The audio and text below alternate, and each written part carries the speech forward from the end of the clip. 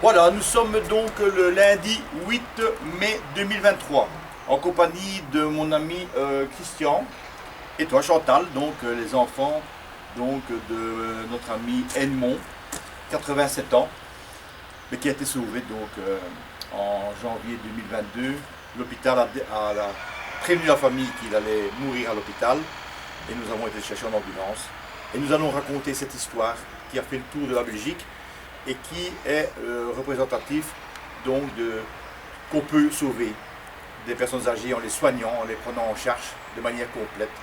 Et c'est une croisade d'aide à la personne âgée en détresse, en difficulté face à une maladie qui n'est pas soignée à temps. Voilà, donc nous allons prendre la route à l'instant vers Paris. Nous avons la joie et le bonheur de pouvoir rencontrer notre ami André Berkoff à Sud Radio à Paris. Alors Christian, qu'est-ce que tu penses? C'est une très bonne chose, hein, et content d'aller témoigner de ce qu'on a vu, de ce qu'on a vécu.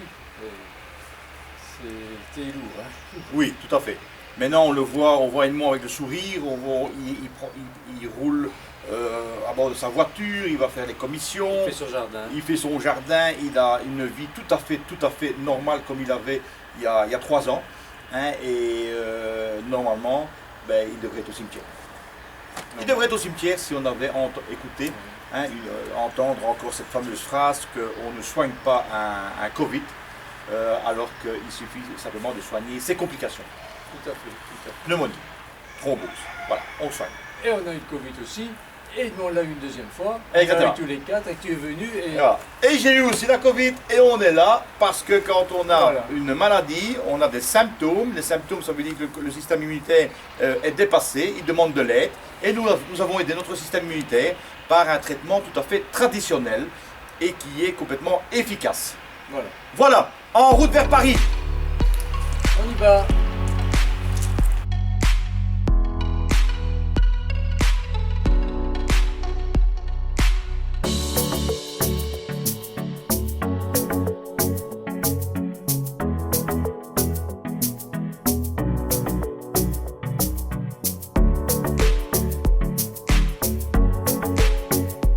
Voilà, nous sommes arrivés à Sud Radio, chez notre ami André Berkoff.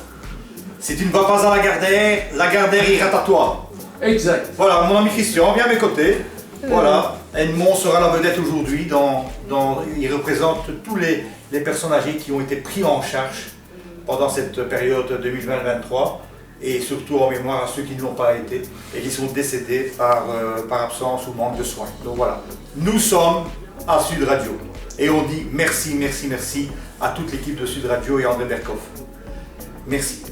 Et merci à tous de nous suivre. Merci à vous d'être là. Super. Sud Radio Berkoff dans tous ses états. Le fait du jour. Moi je suis ton médecin, moi je suis ton soignant. Celui qui prend ta main, celui qui te l'attend, celui qui doit pour toi.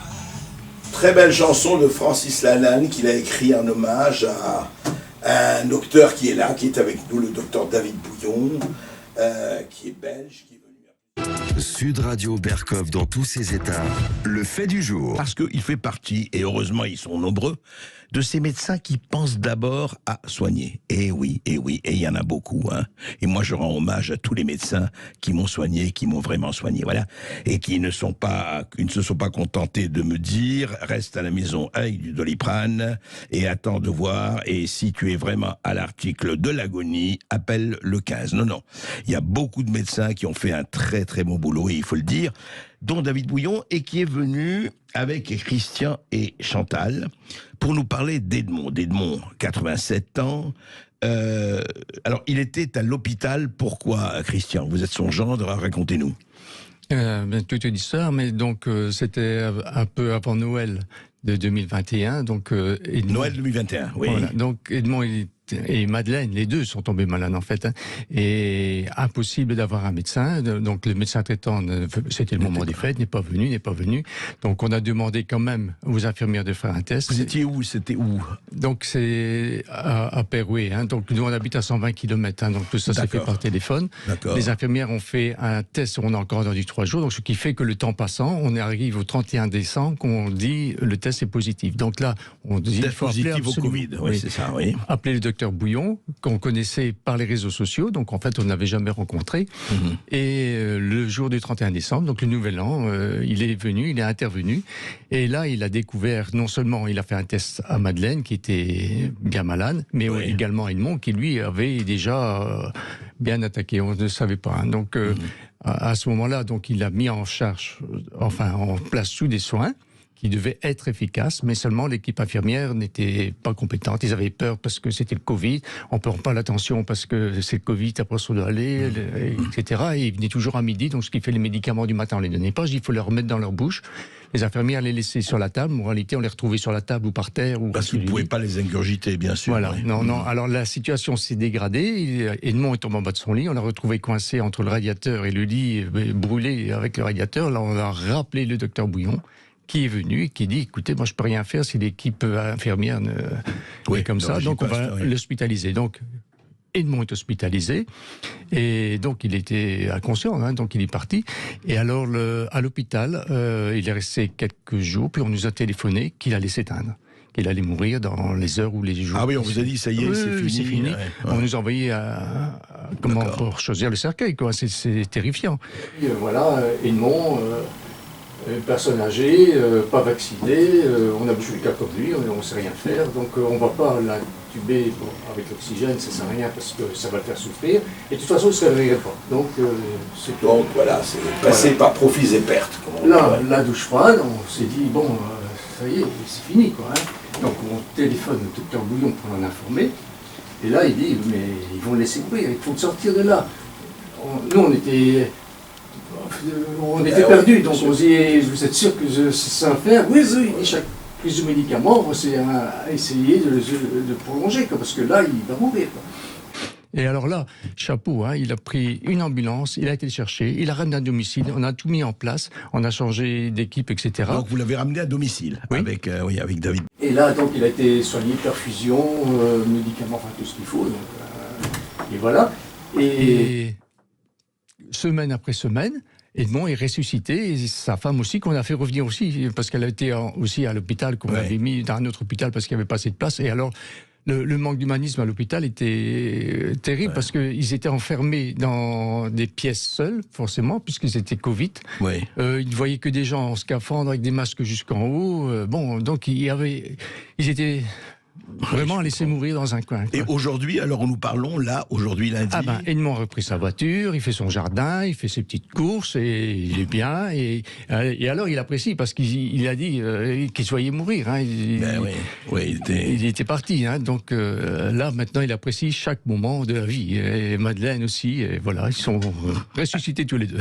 Et ça, c'est une très bonne chose. Alors, docteur David Bouillon, expliquez-moi, vous ne faites pas des miracles, vous n'êtes pas Jésus-Christ.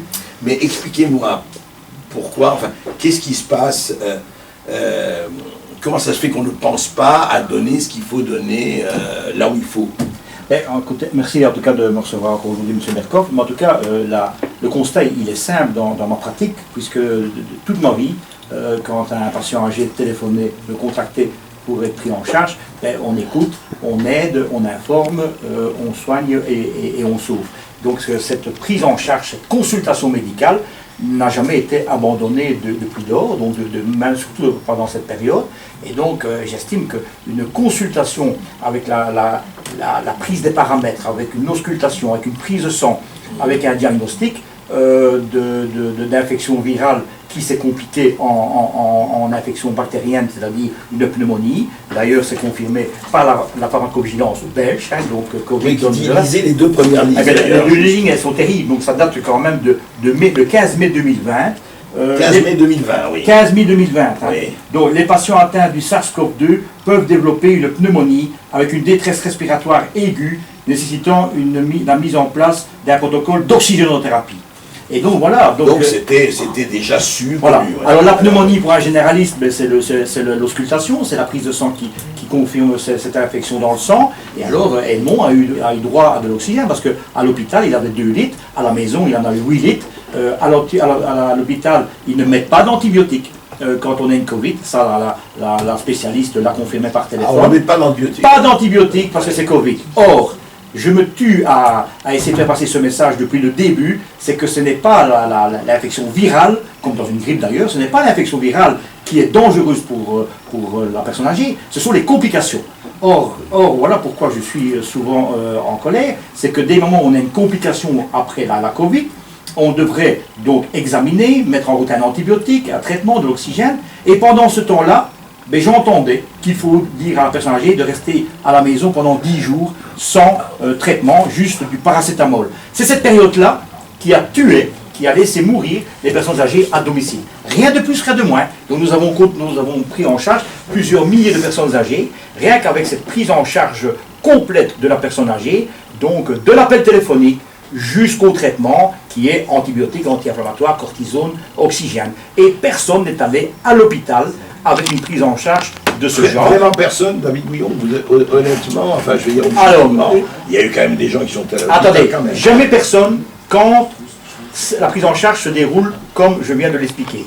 Malheureusement, il y a des personnes âgées qui sont venues à notre centre après 3 semaines de pneumonie. Alors là, évidemment, il y a eu... En fait, il faut traiter dès le début. Dès le départ. C'est-à-dire que par l'expertise, toute personne âgée qui présente des symptômes, ça veut dire que le corps humain a besoin d'aide, le système immunitaire est dépassé.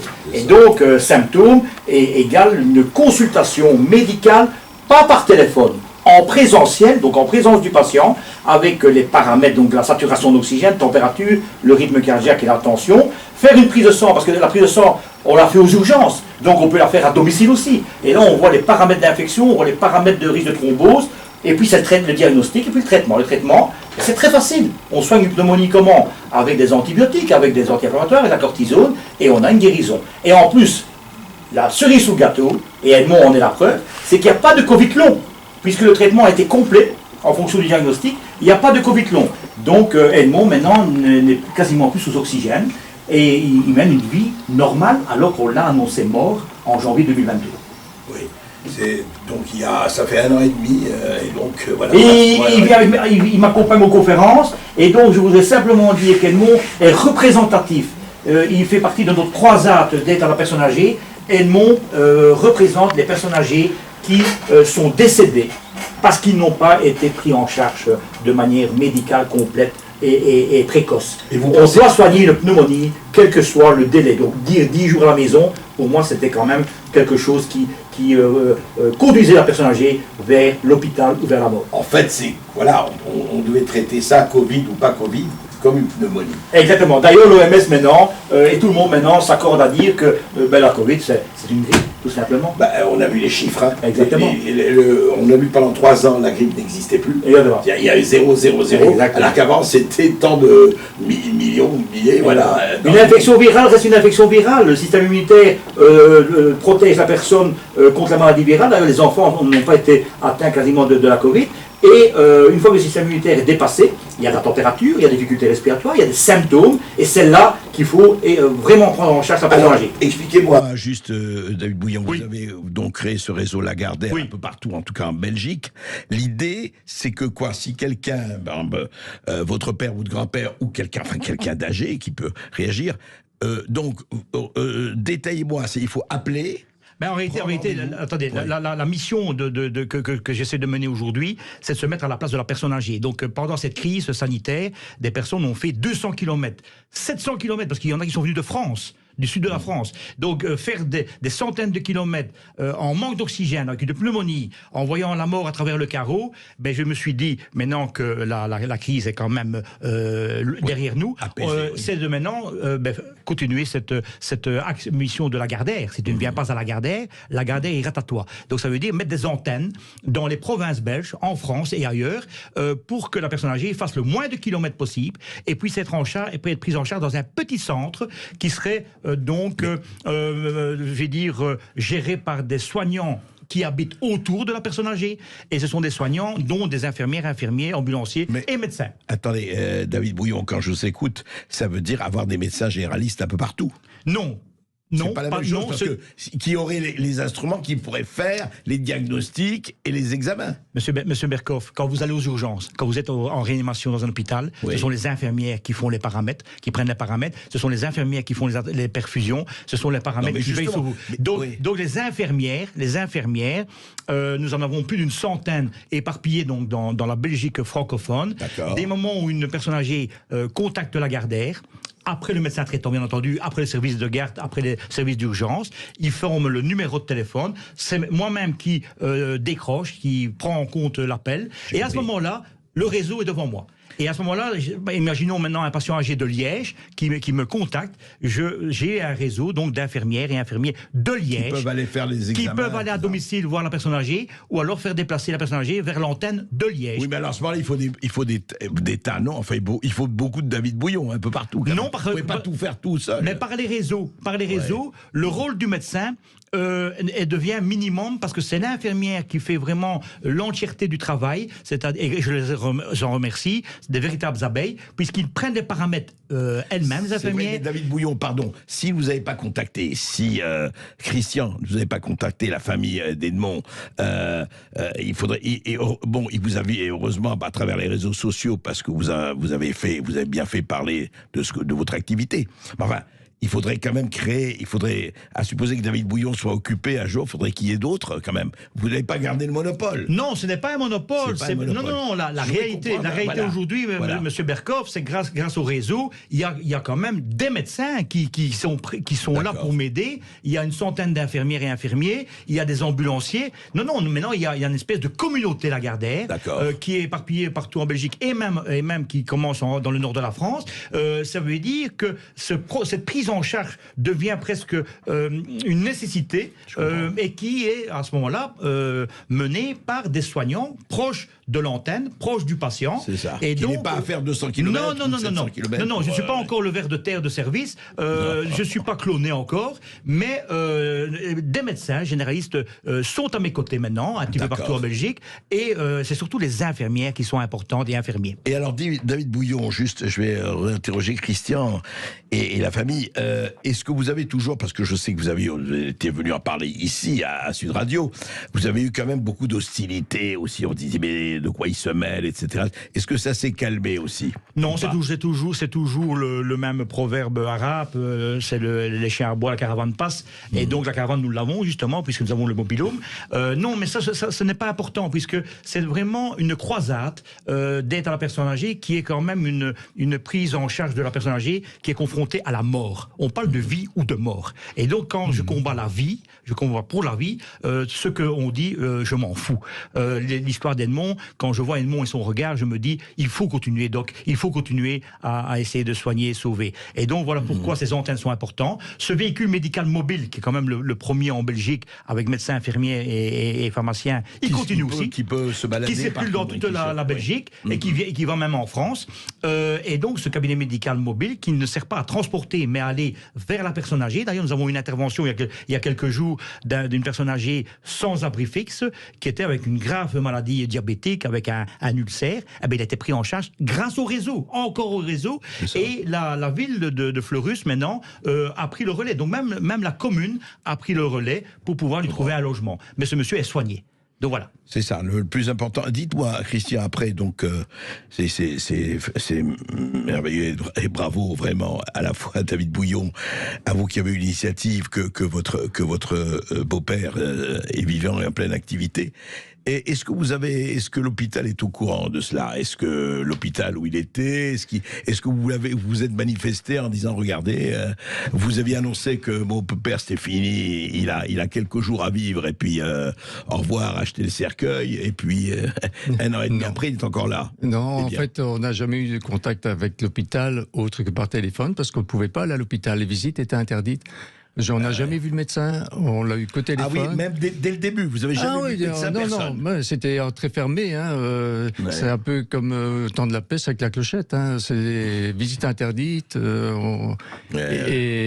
ils n'ont pas vu un visage humain à l'hôpital. C'était toujours masqué avec des casques, des scaphandriers, là. Hein, c'est un grand tablier vert. Et... Non. Donc vous avez jamais vu ni un soignant, ni un médecin. Vous pouvez pas aller à l'hôpital, quoi. Voilà, on n'a jamais été, sauf que pour signer la décharge qu'on a signée pour laisser sortir Edmond pour mourir à la maison. Parce que comme il devait décéder, on a dit on préfère qu'il décède en famille, autour des enfants, plutôt que tout seul dans une chambre Covid, quoi. Voilà. Et alors, tout ce qu'il dit est prouvé parce qu'il y a à peu près 3 semaines maintenant, un mois, Edmond a refait le Covid, Madeleine a refait le Covid, nous on avait été... ils sont retombés malades. Et du coup, on a attrapé le Covid, mon épouse Chantal a attrapé le Covid aussi, on l'a appelé directement, il est venu un dimanche, et c'est dimanche, 31 décembre, dimanche, il est toujours libre. Hein. Hop, il vient, il vous a soigné, j'étais malade, donc dimanche, il m'a dit, ah ben t'es positif aussi. Lundi, j'ai eu de la fièvre. Mardi, ça allait mieux. Mercredi, je ne fais rien. J'ai 71 ans, donc je suis dans le personne âgée. Et Madeleine, quelques jours, pareil. Edmond, quelques jours, pareil. Mon épouse, quelques jours, pareil. Et là, ça va. Tout va bien. Ouais, d'accord, voilà. Mais important dans ce témoignage, c'est que la personne âgée, donc, qui est Edmond et Madeleine, à l'âge d'aujourd'hui, ils ont une flopée d'anticorps qui les protège contre cette infection. Et ils ont maintenant leur vitamine D, leur zinc, leur système immunitaire, maintenant, il est complètement, efficace. Mais vous avez dit quelque chose d'ailleurs, la fois la plus récente, vous êtes venu, docteur Bouillon, vous avez dit au fond, pourquoi, et c'est vrai que c'est une question que je me suis toujours posée, enfin, vous aviez des sujets, pourquoi on n'a pas fait de la sérologie généralisée pour savoir si on a des anticorps ou pas. Pour quelqu'un qui n'a pas d'anticorps, bon, il faut agir. Mais si quelqu'un a suffisamment d'anticorps, il n'a pas besoin de... je pense que c'est une réponse très facile. On souhaite exercer de la médecine ou de la politique. Donc ça veut dire que ce n'est pas un traitement politique. Exactement, parce que les experts ont mentionné que les anticorps ne restaient pas longtemps dans le sang, ce qui est faux, parce que les prises de sang, nous en avons des milliers, qui prouvent que la présence d'anticorps est toujours là 1 an, 2 ans et même 3 ans après. Ces anticorps vous protègent quand même, mais c'est surtout le système immunitaire, parce qu'on aurait pu parler aussi du système immunitaire, comment le booster, comment l'améliorer, surtout chez les personnes âgées. Or, Edmond et les milliers de patients qu'on a pris en charge ont maintenant un taux de vitamine D au-dessus de la normale, avec du zinc. Ils prennent de la vitamine C tous les jours, ils prennent du miel, ils prennent des fruits, ils prennent des légumes. On a un petit peu mieux informé aussi les personnes âgées comment protéger leur système immunitaire. Quand un système immunitaire est bien protégé, le risque d'infection avec complications et symptômes est déjà largement diminué. Et on n'a rien fait justement en 2020 pour ça, dommage, mais nous on l'a fait. Et d'autres médecins l'ont fait, et d'autres spécialistes. Je ne veux pas dire que je suis le meilleur, j'ai dit que j'ai simplement fait mon devoir de médecin. C'est-à-dire que quand on est malade avec une infection virale, il y a des symptômes et des complications qu'il faut soigner, et surtout pas leur dire de rester 10 jours à la maison. Et quand on soigne une complication dès le départ, précocement, avec un traitement efficace, parce qu'il y a quand même de l'oxygène à domicile qu'on pouvait mettre aussi en route, des perfusions. On peut faire l'oxygène. Exactement, on peut faire des perfusions intraveineuses antibiotiques à domicile, comme à l'hôpital. On peut le faire. D'ailleurs, notre véhicule, il porte vraiment la marque hospitalisation à domicile. On peut tout faire à domicile, mais on évite l'hôpital. Non, mais une bonne partie. Je parle dans une infection, dans une infection virale avec complications, on peut tout faire. Et si la maison est insalubre, on peut le faire dans notre véhicule médical mobile. Ça, c'est aussi important, ou quand les personnes sont sans abri. Donc, en fait, ce que vous voulez, c'est un peu répandre ça. Oui. En tout cas, à travers l'Europe, pas seulement en Belgique, mais le dossier est en cours en RDC, mais ils ont changé de ministre de la Santé, donc ça prend du temps. Mais en tout cas, oui, je voudrais le faire. Mais en réalité, une personne âgée qui présente une infection virale avec complications, ça devrait être international, ça devrait être dans tous les pays. Oui, et si ça ne se fait pas, on le fait à leur place. Et voilà, c'est la prise en charge d'une personne âgée qui a payé un lourd tribut pendant cette crise. Des milliers de personnes âgées sont décédées en 2020 alors qu'il n'y avait pas d'injection. Et ça, c'est pas ça la trappe, parce que encore aujourd'hui, les personnes âgées décèdent parce qu'ils ont une infection virale avec complications à domicile. Et malheureusement. On les passe hélas par pertes et profits. Donc tous les soignants sont les bienvenus à la Gardère. Alors où est-ce qu'ils vous contactent? Alors sur mon numéro portable, donc plus 32 0032 ensuite. Puis 75 075 30 donc 0 75, 31 97 45.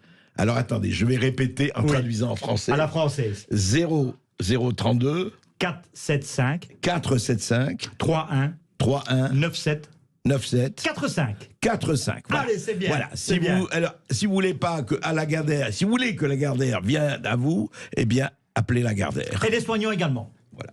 Merci beaucoup. Merci, monsieur Berkov. Merci. Merci, Sud Radio. Et restez avec nous sur Sud Radio. Dans quelques minutes, le face-à-face d'André Berkov.